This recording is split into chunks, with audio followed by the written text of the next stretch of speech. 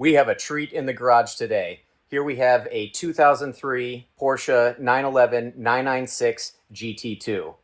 But this is not your ordinary GT2.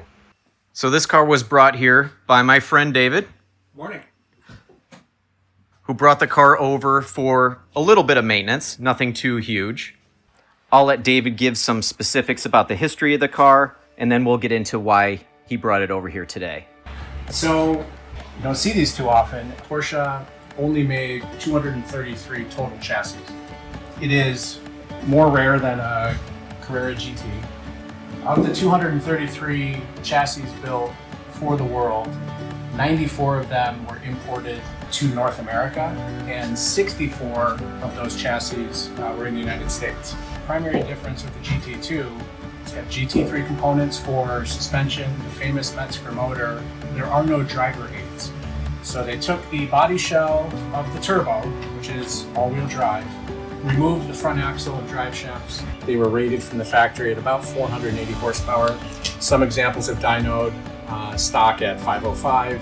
It is a twin turbo, 3.6 liter Metzger motor from the factory. This particular chassis was used as the demonstration vehicle for a company called Evolution Motorsports, or EVOMS. You could send your 911 and you could get different power packages. So they sold a 600, a 700, 800 horsepower package. And at the time, EVOMS was the record holder for the fastest 911s in the United States. This particular chassis at mid-boost at the Texas Mile in 2013 ran 213.5 miles an hour and is gear limited to around 220. They never sold a package as high as they built this car, which that mid-boost level was 1,250 back in 2013. So I picked up the car with that race spec, which race spec being straight line, 1 mile roll racing. So everybody knows and has heard of Texas 2K, which they go yearly. There is a manual division. That's where you see the Nissan GTRs and the twin turbo Lamborghinis at 2,000, 2,500, 3,500, and those GTRs in the all-wheel drive range. That's a dedicated straight line race car. That's what this car was designed to do. As it sits today, the power capability of the car can go to 1,830 horsepower. It's got a bespoke standalone ECU and systems to operate it from Cybex, and there are some electronic nerfs that are built in. If the car's system has an issue with, say, spark or fueling, oil pressure, it will put itself into a vent mode. And there is an electronic traction control, and there's 8 different modes that you can operate the car. Maps 1 and 2, it's all on ethanol, and from 3 to 8, the car needs to have 116 octane. So the front fuel tank keeps the surge tank at constant pressure, and the engine is only fed from the surge tank. That way, you don't have a fuel starvation. When you accelerate, inertia would pull the fuel out of the pickup in the front, like every other 911, and you would then lose acceleration. So surge tank in the rear to keep it running. I mean, most of the car is modified, other than the badge, the shell, but in the front is all of the extra cooling to try and keep below the standard operating temperature, which makes it difficult for checking the oil. But the extra cooling tank and the fans and the radiators that are specific to this build, as well as the heat exchangers that take up literally the entire rear wings of this car. It is top to bottom welded intercoolers. So this is regular coolant, and this capacity feeds the air to water intercoolers. It's a factory carbon car, and the half bar in the back. In Europe, they sold a Club Sport, which had fire suppression and a full cage, and I don't believe that was available for US. So obviously the specs of this car are a little bit more than impressive, but why don't you get into a little bit about why it's here? Thankfully, it's simple, and we don't have to ship it off. So this one is O2 swaps, which thankfully on 911s, at least of this generation, it's extremely straightforward. It's got a built-in anti-lag, and we think that when it's popping and crackling, we're either shattering the O2s, something's going on. This is the 4th or 5th time.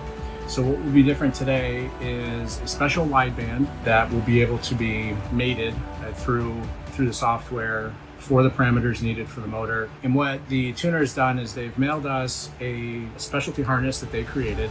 And that allows us to go from the wideband connector, which will not mate to a factory Porsche connector. And that pigtail, the little harness, simply converts it one end from the O2 to the factory side of the motor. So it's plug and play.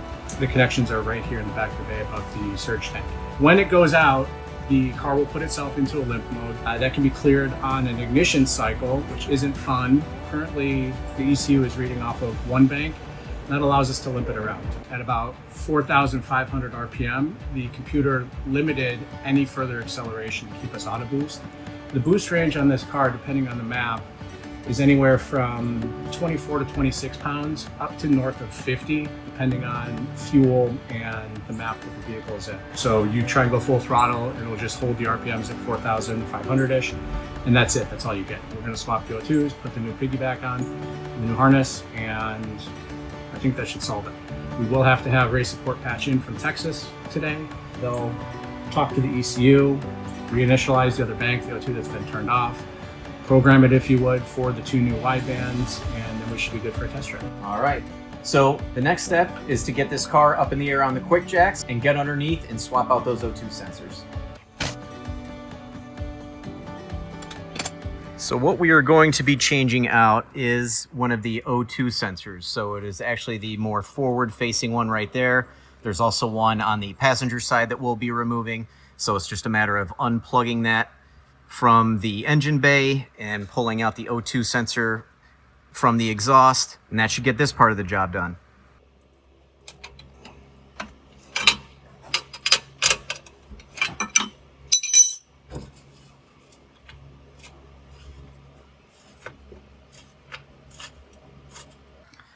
So the factory O2 sensor plugs in right here in front of the bumper, but the wideband O2 that we are going to be replacing plugs in right there.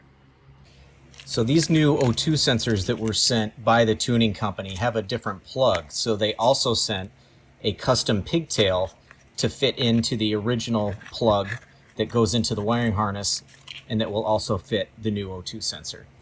So we'll get these new O2 sensors in, all plugged up, and then it's tuning time. We are done with the O2 sensors. That is all buttoned up. Now the next step, David is getting in contact with the tuning company. They are going to take control and do what they do, and then this thing will be all buttoned up and ready to take it on the road.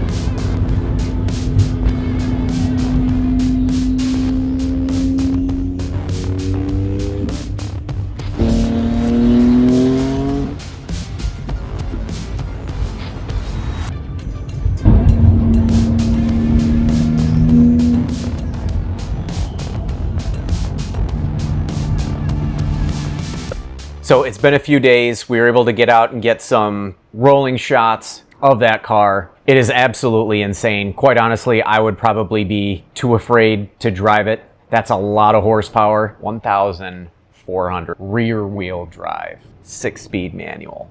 I definitely want to thank David for bringing it over, trusting in my help to be able to change out the O2 sensors on that very rare and very valuable car. So be sure to leave a comment below. What did you think of it? How many GT2s have you seen in the real world? How many have you seen with 1,400 horsepower? If you enjoyed it, give me a like. It will not be the last time you see that car on this channel. So be sure to subscribe, hit the notification bell so you'll be notified when I upload new videos, possibly on that GT2 or other videos, maybe on my 944 Turbo and maybe a new project that I have in store. But until then, have a great rest of your day and we'll catch you on the next one.